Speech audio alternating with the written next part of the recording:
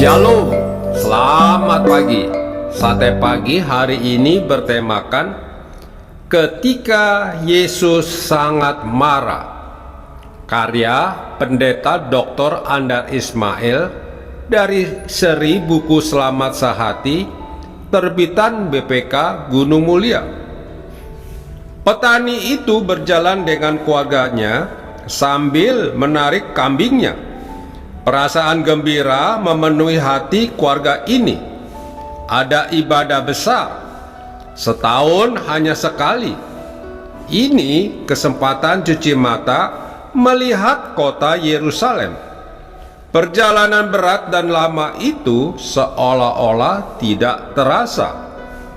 Di pekarangan Bait Allah mereka langsung antri untuk menukar uang dengan uang yang berlaku di Bait Allah. Mereka terkejut ketika mendengar nilai tukarnya. Selisih nilai tukarnya begitu besar, sungguh merugikan. Ini cuma muslihat penukar uang untuk mengeruk untung. Akan tetapi penukar uang itu menyeringai, "Saya cuma melakukan pelayanan kepada Tuhan, tidak cari untung." Kemudian petani itu antri lagi untuk memperlihatkan kambingnya. Para imam akan menilai apakah kambing mereka layak dipersembahkan atau tidak. Petani ini menunggu dengan cemas. Imam yang bertugas langsung memeriksa seluruh badan kambing. Lalu dengan ketus ia berkata, "Kambing ini sakit." Petani itu langsung membantah, "Tidak, ia tidak sakit, cuma letih. Kami berjalan 2 hari lamanya dari Pela lewat gurun. Kambing ini capai, bukan sakit." Dengan senyum manis yang dibuat-buat, imam itu memutuskan, "Sudah tertulis di Alkitab, persembahkan kepada Tuhan tidak boleh bercela." Keluarga petani itu terpaku lemas. Itu berarti mereka harus membeli kambing di Bait Allah. Harganya 2 kali lipat lebih mahal dari harga di pasar. Petani itu geram. Ribuan orang lain juga geram. Seluruh rakyat sejak dulu juga sudah geram. Yesus pun geram. Maka Yesus membuat cambuk dari tali, lalu mengusir mereka semua dari Bait Allah dengan semua domba dan lembu mereka. Uang penukar-penukar dihamburkannya dan meja-meja mereka dibalikannya. Lalu kata Yesus, "Rumahku akan disebut rumah doa, tetapi kamu ini telah menjadikannya sarang penyamun." Sarang penyamun? Siapa penyamunnya? Di mana sarangnya? Mengapa Yesus begitu marah? Apa salahnya orang berdagang? Mari kita lihat duduk perkaranya. Yang banyak beredar adalah mata uang didrakmon buatan kota Antioquia. Akan tetapi para imam menetapkan bahwa mata uang yang boleh dipakai untuk persembahan hanyalah didrakmon buatan kota Tirus, dengan alasan bahwa koin buatan kota Tirus lebih tinggi kadar peraknya. Padahal kedua koin itu sama saja, nilainya sama, masa berlakunya sama, dan tulisannya sama.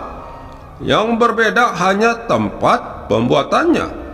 Kesulitan bagi umat adalah bahwa koin Tirus jarang ada, sedangkan Bait Allah hanya mau menerima koin Tirus.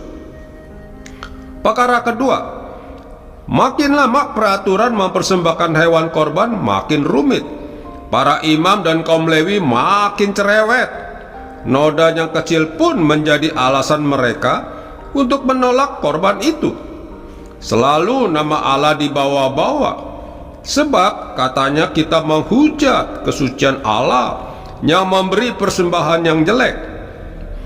Kesulitan bagi umat adalah bahwa mereka mustahil pulang lagi untuk mengganti dengan kambing lain.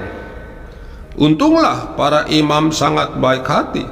Mereka menyediakan fasilitas untuk melayani umat, yaitu fasilitas tukar uang dan beli hewan korban.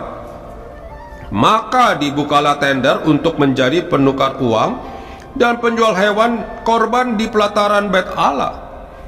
Siapa pemenang tender itu? Tahu sendirilah. Itu kan wewenang para rohaniawan. Kita cuma orang awam.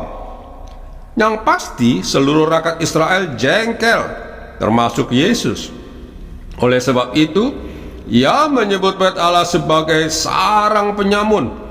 Ribuan rohaniawan yang bekerja di situ disebutnya penyamun. Ceritanya belum selesai. Di mana dan kapan peristiwa itu terjadi? Bukan di Bait Allah, melainkan di pelataran paling luar di depan gedung Bait Allah. Pelataran ini disebut pelataran segala bangsa. Kapan terjadinya kemarahan Yesus ini? 4 hari sebelum perayaan Paskah, yaitu puncak segala ibadah sepanjang tahun. Pada zaman itu, penduduk tetap Yerusalem berjumlah sekitar 50.000 orang. Namun menjelang Paskah datang para peziarah dari segala pelosok Palestina. Diperkirakan menjelang perayaan itu di Yerusalem ada sekitar 125.000 orang.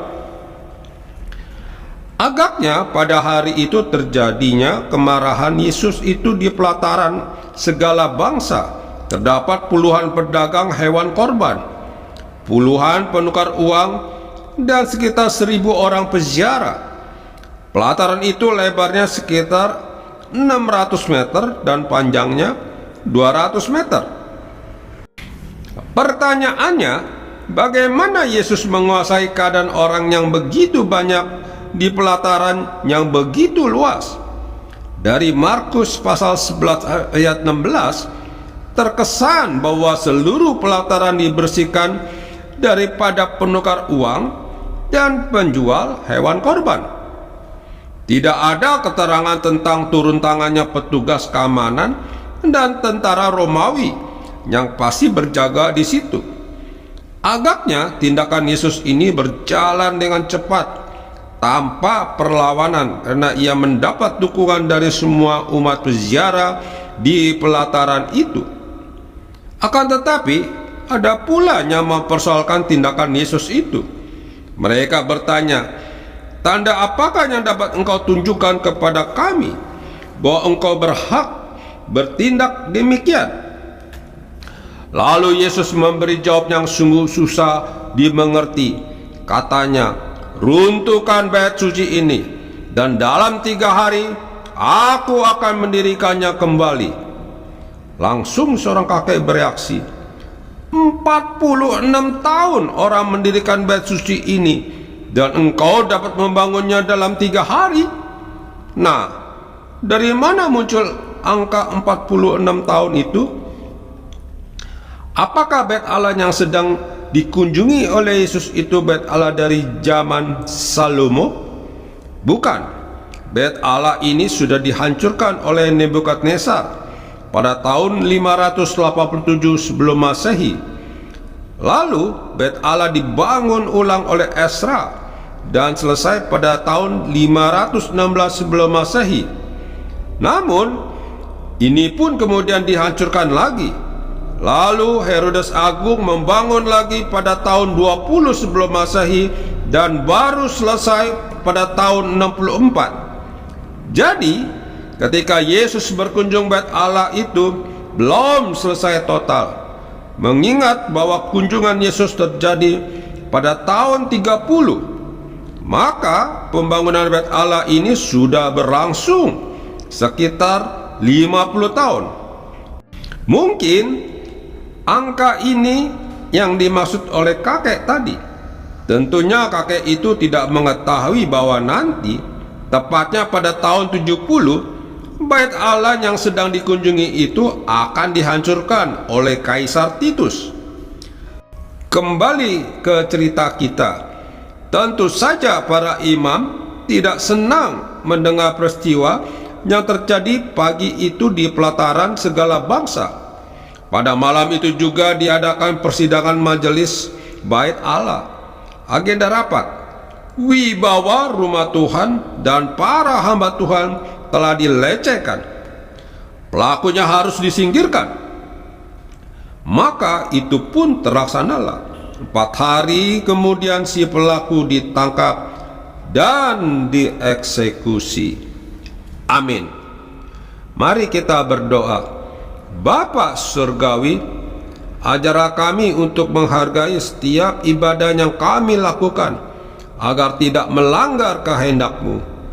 Amin. Datanglah Roh Maha Kudus, bentara cinta Sang Kristus, tolong kami jadi saksi, membawa cinta ilahi.